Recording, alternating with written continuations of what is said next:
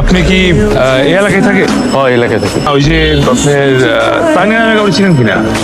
চিনি। কেন কি স্যার? না, বিয়ের ব্যাপারে খোঁজ নিচ্ছিলাম, বুঝছেন? তো এই মেয়ের ব্যাপারে যা শুনতেছি সবই ভালো। মেয়ের চরিত্র ভালো, পড়ালেখা করে, ডানো আমি তাকায় না, কোনো বয়ফ্রেন্ড নাই।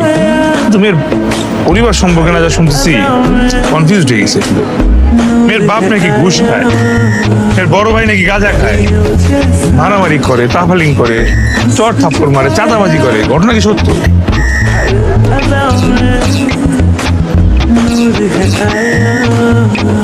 ঘটনা শুনতে আমি তানিয়ার ভাই। একটা ভুল হয়েছে।